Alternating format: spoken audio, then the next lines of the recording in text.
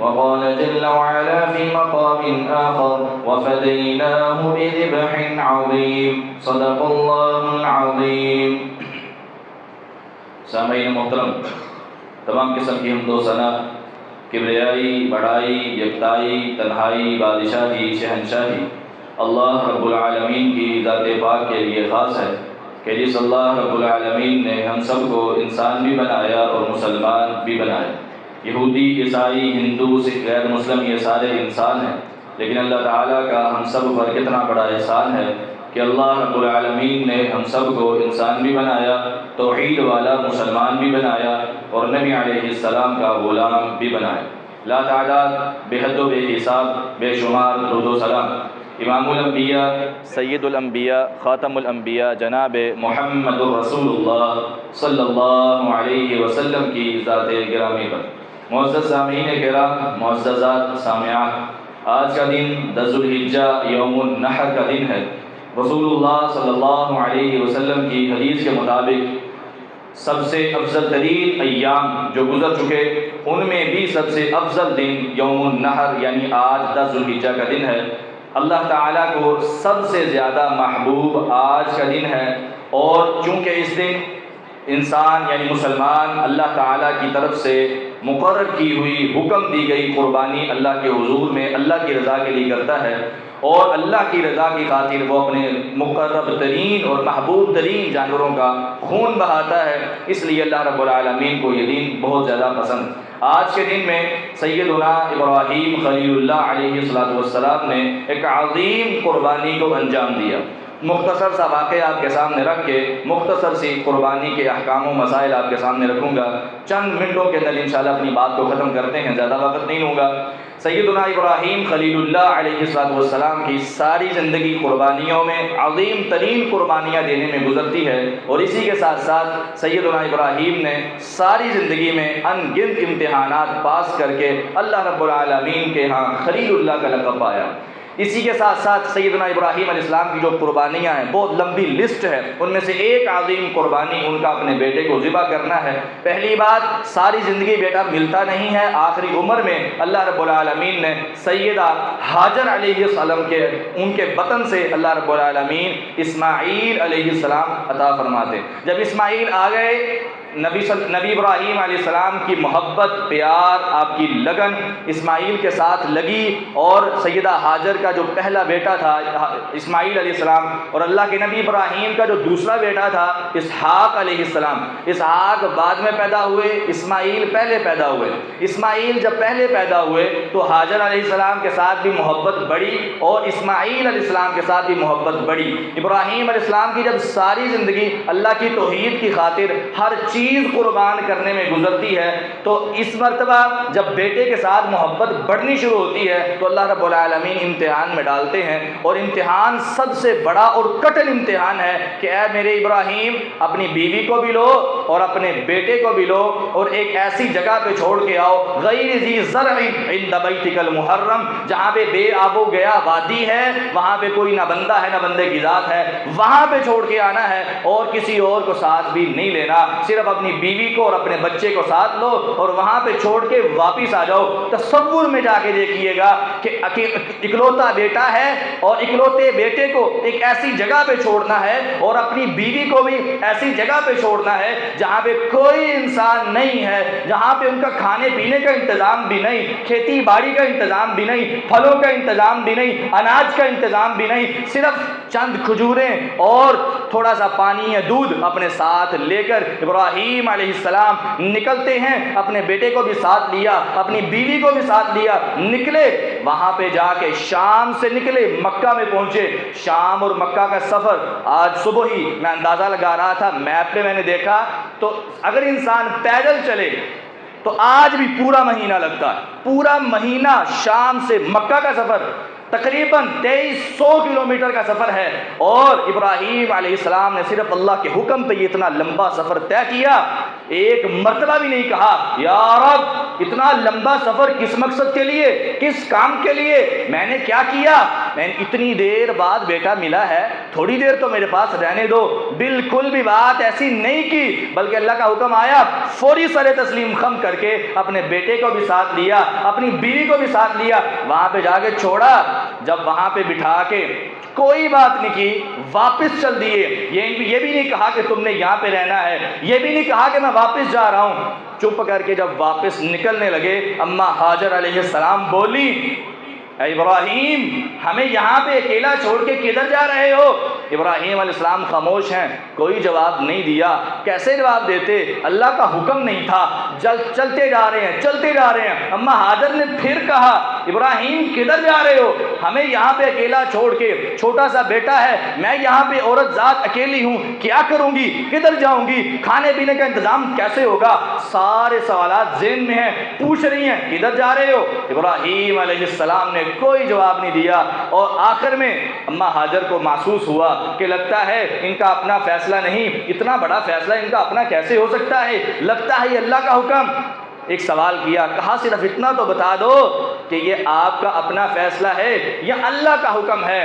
تو ابراہیم علیہ السلام نے پھر بھی اپنی زبان سے کوئی جملہ نہیں نکالا، صرف اللہ کی طرف اشارہ کیا، صرف اللہ کی طرف اشارہ کیا، کہا میرے اللہ کا حکم ہے۔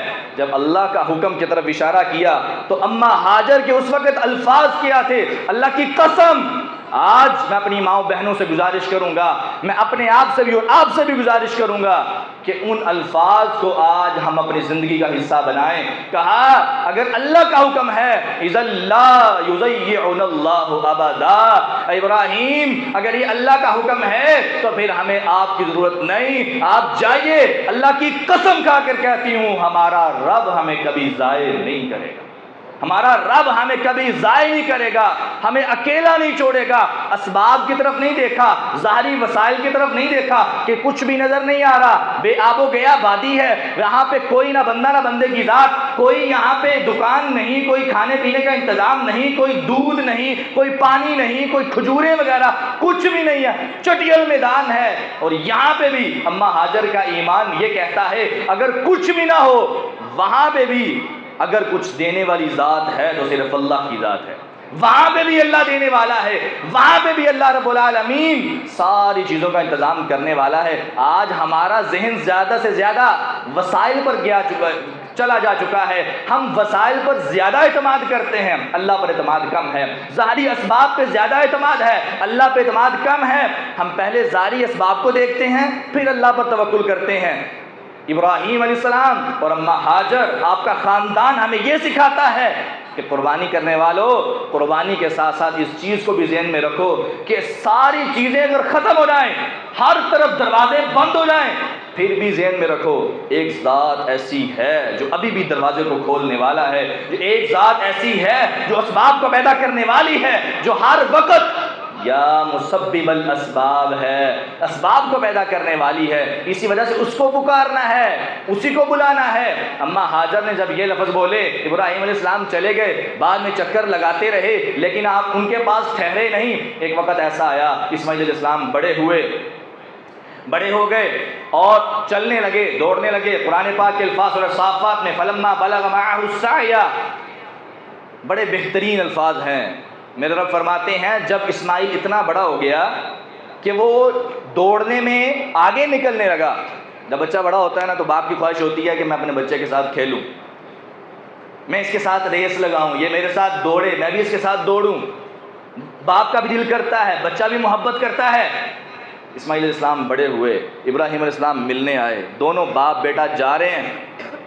اسماعیل علیہ السلام کبھی آگے جا رہے ہیں، کبھی ابراہیم آگے جا رہے ہیں، کبھی یہ پیچھے کبھی وہ آگے۔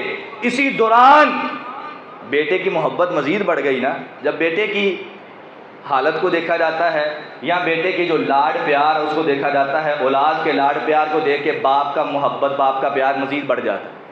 جب مزید باپ کا پیار بڑھا اپنے بیٹے سے، اسی رات خواب آ جاتا، خواب آتا ہے، یا بنی انی ارا فی المنام انی اذبحک فانظر ماذا تری، صبح ہوئی اپنے بیٹا کو بلایا، بیٹا مجھے خواب آیا ہے، میں رات خواب میں یہ دیکھتا ہوں کہ میں تجھ پہ چھری چلا رہا ہوں، تجھے ذبح کر رہا ہوں، فانظر ماذا تری، تیرا کیا خیال ہے، تو بتا کیا کہتا ہے۔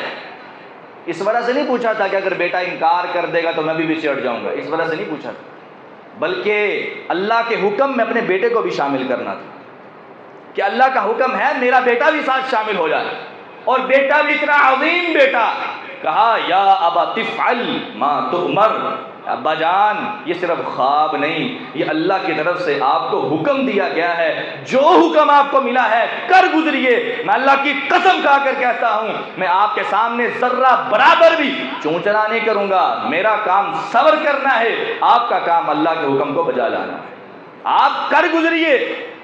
بیٹا بھی اتنا عظیم، باپ بھی اتنا عظیم، دونوں نکلتے ہیں، چھری کو پکڑ لیا، کیسا منظر ہے، عجیب ترین منظر، باپ کے ہاتھ میں چھری ہے، بیٹا ساتھ ہے، چھری پکڑ کے ذبح کرنے جا رہا ہے اپنے بیٹے کو، شیطان آتا ہے، ابلیس آتا ہے، آگے کہتا ہے وہ کیا ہو گیا تجھے، وہ بیٹا قربان کرنے جا رہا ہے، اور تمہیں کس نے کہا، آج تک کوئی ایسا واقعہ سنا بھی ہے؟ اور یہ بھی بڑی عجیب بات، پہلے کبھی ایسا واقعہ پیش نہیں آیا کہ کس نے اپنے بیٹا ذبح کیا۔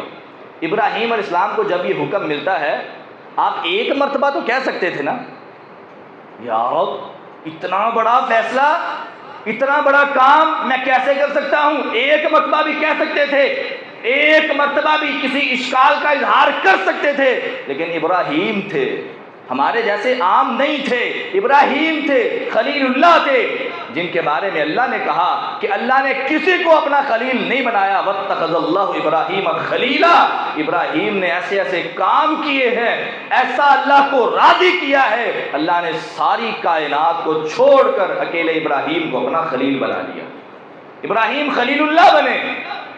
کیوں؟ شیطان آیا، وسوسہ ڈالا، ابراہیم علیہ السلام نے کہا ابلیس شیطان مجھے وسوسہ دے رہا ہے، فوری کنکریاں پکڑی ماری، آج بھی جو جمرات پہ حاجی کنکریاں مارتے ہیں، پیچھے منظر یہی ہے، ابراہیم علیہ السلام نے وہاں پہ شیطان کو کنکریاں ماری وسوسہ دور کرنے کے لیے، 3 موقعوں پہ وسوسہ آیا، تینوں موقعوں پہ کنکریاں ماری اور آگے گئے، اسماعیل کو لٹایا، فلما اسلما وتلہ للجبین، قرآن نقشہ کھینچتا ہے، کہا جب دونوں سر تسلیم خم کر گئے، باپ نے بیٹے کو لٹا لیا، بیٹا لیٹ گیا، وتلہ للجبین، قرآن کہتا ہے ابراہیم نے ان کو پیشانی کے بل لٹایا، الٹا لٹایا، سیدھا بھی نہیں، بیٹا ہے نا، محبت دل میں آ سکتی تھی، اگر الٹا لٹاؤں گا چہرہ نظر نہیں آئے گا، میں چپ کر کے اللہ کے حکم کی فرما برداری کر دوں گا، الٹا لٹا کے ذبح کرنے لگے، چھری پکڑ لی، فلما اسلما وتلہ للجبین، گردن پہ چھری رکھ دی، پھیرنے لگے، آسمان سے آواز آئی، نادیناہ من یا ابراہیم قد صدقت الرؤیا، ابراہیم کیسا عجیب ہے، ابراہیم کیسا نیک ہے، ابراہیم کیسا برگزیدہ ہے، ابراہیم تیری کیسی میرے ساتھ محبت ہے۔ کئی لوگ ایسے گزرے جن کو ہم نے حکم دیا، انہوں نے ہمارا حکم نہیں مانا، لیکن تو اتنا عظیم ہے، تو نے اپنے خواب کو بھی سچا کر دیا، اپنے خواب کو سچا کر دیا، قد صدقت الرؤیا انا كذلك نجزي المحسنین، قرآن کہتا ہے ان هذا لهو البلاء المبین، یہ بہت بڑی آزمائش تھی، واضح آزمائش تھی ابراہیم کے لیے، ابراہیم اس میں بھی مکمل نمبر لے کے کامیاب ہوئے، وفدیناہ بذبح عظیم، اسماعیل کی جگہ پہ اللہ رب العالمین نے جنت سے ایک بچڑا بھیجا، مینڈا بھیجا، جو اسماعیل کی جگہ پہ قربان ہوا، یہ ہے وہ اصل قربانی جو ہم 10 ذوالحجہ کو کرتے ہیں۔ اس کا پس منظر یہ ہے، اس کا بیک گراؤنڈ یہ ہے کہ اسماعیل علیہ السلام کو قربان کرنے نکلے، ان کی جگہ پہ اللہ نے مینڈے کو بھیجا، بچڑے کو بھیجا، اور وہ قربان ہوا۔ آج ہمیں بھی قربانی کرنے کے ساتھ ساتھ ان چیزوں کو دیکھنا چاہیے کہ ہم ہر چیز کو اللہ کے حکم پر قربان کریں، اللہ کی رضا کے لیے قربان کریں۔ ایک طرف اللہ رب العالمین کی محبت ہے، ایک طرف میرے ماں باپ کی محبت ہے، میری اولاد کی محبت محبت ہے, میرے مال و دولت کی محبت ہے, تجارت کی محبت ہے, ساری چیزوں کی محبت ایک طرف, میرے رب کی ایک طرف. ساری محبتیں جا سکتی ہیں تو جائیں, ساری محبتیں ختم ہو سکتی ہیں, لیکن میرے رب کی محبت کبھی ختم نہیں ہو سکتی. میرے رب کی محبت پہ ہر چیز قربان کی جا سکتی ہے, لیکن میرے رب کی محبت کبھی ختم نہیں ہو سکتی. آج ہمیں بھی اس قربانی کے اوپر عمل کرتے ہوئے ان چیزوں کو سامنے رکھنا چاہیے. چند مسائل آپ کے سامنے رکھنے ہیں, اس کے بعد بات کو ختم کرتے ہیں. قربانی کرنے سے پہلے قربانی کرنے والے احباب ذرا توجہ فرمائیں. سب سے پہلے نیت کو خالص کریں. نیت خالص ہے تو قربانی قبول ہے, نیت خالص نہیں قربانی قبول نہیں. لن ینال اللہ لحومها ولا دماؤها ولکن ینالہ التقوی منکم. اللہ کہتے ہیں نہ اللہ کو تمہارے جانوروں کا گوشت پہنچتا ہے نہ خون پہنچتا ہے, سوائے تقوی کے صرف تمہارے دلوں کا تقوی پہنچتا ہے. میرا اور آپ کا تقوی صرف اللہ رب العالمین کے پاس جاتا ہے, اس کے علاوہ کوئی چیز بھی نہیں. گوشت تمہارے پیٹ میں اور خون زمین کے اندر, کوئی چیز اللہ کے پاس نہیں جاتی سوائے تقوی کے. اس لیے نیت خالص ہونی چاہیے. جو بھی جانور آپ قربان کریں, چاہے وہ 50,000 کا ہی کیوں نہ ہو, چاہے وہ 40,000 کا ہی کیوں نہ ہو, اس کی قیمت کی طرف توجہ نہیں کرنی, اخلاص دیکھنا ہے. اللہ کوانٹٹی نہیں دیکھتا, کوالٹی دیکھتا ہے. میرا رب یہ دیکھتا ہے اس نے کتنی محبت کے ساتھ میرے لیے جانور کو قربان کیا, اس لیے نیت کو خالص کرنا ہے. دوسری چیز, قربانی کا وقت جو ہے وہ عید کی نماز کے بعد ہے. جو احباب یا جو لوگ عید کی نماز سے پہلے جانور قربان کرتے ہیں ان کا عام صدقہ تو ہے لیکن قربانی نہیں. قربانی کا جو ہے وہ ان کا جو ہے وہ ثواب نہیں ہوگا, ان کو عام صدقے کا ثواب مل سکتا ہے. اس لیے قربانی کا اصل وقت نماز عید کے بعد ہے. اسی کے ساتھ ساتھ حدیث کے اندر یہ بات بھی آتی ہے کہ جب بھی جانور کو قربان کرنا ہے اچھے طریقے سے قربان کرنا ہے, ذبح کرنا ہے اچھے طریقے سے کرنا ہے, درندگی کے ساتھ نہیں کرنا,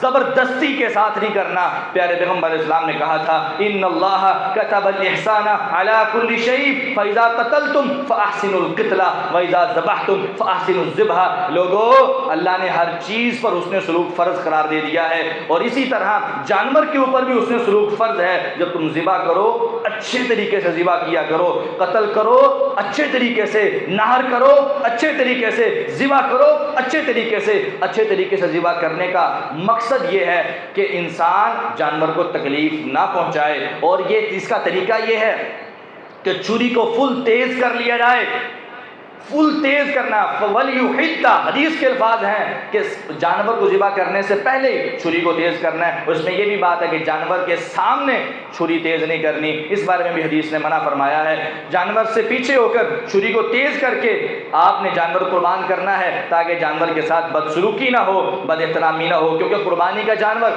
اللہ کے شعائر میں سے ہے, اس لیے اس کے اندر کوتاہی نہیں ہونی چاہیے. اور قربانی کرتے وقت بسم اللہ واللہ اکبر یا صرف بسم اللہ پڑھنا یہ ضروری ہے, کیونکہ یہ تکبیر قربانی کرنے سے پہلے ضروری ہے. اگر یہ تکبیر نہیں پڑھی تو حلال جانور بھی حرام ہو جائے.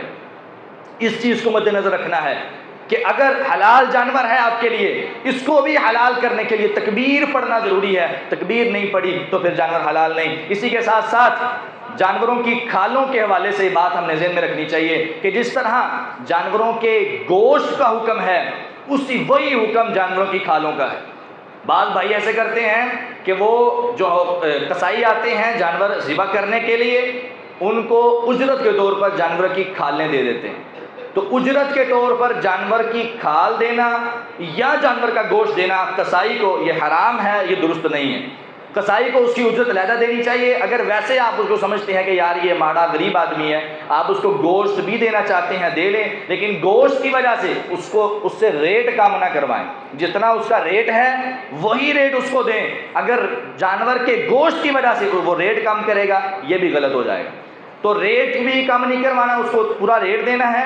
اور اگر آپ اس کو صدقے کے طور پر جو ہے وہ گوشت دینا چاہتے ہیں دے سکتے ہیں, اور کھالیں دینا چاہتے ہیں دے سکتے ہیں. لیکن چونکہ آج کل جو رواج ہے اور جو دور چل رہا ہے اس میں یہ بھی لوگوں کے اندر یہ ذہن پایا جاتا ہے, اور لوگ یہ ایسا کرتے ہیں کہ مدارس کے اندر کھالیں دے دیتے ہیں اور مدارس والے بھی اس کا اہتمام کرتے ہیں تو وہ بھی کر دینا چاہیے، زیادہ بہتر ہے، وہاں پہ بچے تعلیم حاصل کرتے ہیں وہاں پہ بھی دینا چاہیے، لیکن صفائی کا مکمل اہتمام کرنا ہے۔ صفائی نصف ایمان ہے، شریعت کے مسلمہ اصول میں سے ایک ہے۔ صفائی کا خیال جو نہیں رکھتا اس کی قربانی میں بھی انسان کو مسئلہ ہو جاتا ہے۔ نبی صلی اللہ علیہ وسلم نے صفائی کے اہتمام کا مکمل طور پہ حکم دیا ہے۔ اسی طرح قربانی کے گوشت کی تقسیم کے حوالے سے بات ہے، آخری بات ہے، قربانی کا گوشت جو ہے وہ ایک تو مکمل طور پہ شریعت کے الفاظ کے مطابق پورے کے پوری جانور آپ اپنے گھر بھی رکھ سکتے ہیں، کوئی ایسا مسئلہ نہیں، لیکن قربانی کرنے کا جو مقصد ہے وہ یہ ہے، سورہ حج کے اندر اللہ نے بیان کیا فَكُلُوا مِنْهَا وَأَطْعِمُوا الْقَانِعَ وَالْمُعْتَرَّ، لوگو خود بھی کھاؤ اور جو مانگنے والا ہے اس کو بھی دو، جو نہیں مانگ رہا اس کو بھی دو۔ فَكُلُوا مِنْهَا، قرآن کا حکم ہے، وَأَطْعِمُوا الْقَانِعَ وَالْمُعْتَرَّ، اس لیے جو عموماً چلتا ہے کہ قربانی کے جانور کے 3 حصے کیے جاتے ہیں، انہی حصوں کے مطابق جانور قربان کریں، جانور کے گوشت کو تقسیم کریں۔ اگر کوئی کسی انسان نے 3 نہیں کرنے 2 کرنے وہ بھی ٹھیک ہے، جس طرح کسی کو آسانی ہے وہ اس طرح کر سکتا ہے، کوئی مسئلہ نہیں ہے۔ لیکن بھائیوں، سب سے آخری اور سب سے ضروری بات، جن رشتہ داروں سے ناراض ہیں ان سے راضی ہو جائیں۔ آج کا دن خوشی کا دن ہے، اللہ رب العالمین نے مسلمانوں کو خوشی کا دن دیا ہے، تو اس لیے ضروری ہے کہ جن رشتہ داروں سے آپ ناراض ہیں ان سے راضی ہو جائیں اور ان کو بھی گوشت تقسیم کریں، ان کو بھی گوشت دیں، اللہ کی رضا کے لیے، صرف اللہ کی رضا کے لیے۔ جن دوست و احباب سے آپ ناراض ہیں ان سے راضی ہو جائیں۔ آج کا دن آپ کا عظیم دن بننا چاہیے اور اس کا طریقہ یہی ہے کہ جن سے ناراضگیاں ہیں ختم کر لیں، اللہ تعالیٰ آپ سے راضی ہو جائے گا، قربانی بھی قبول ہو جائے گی۔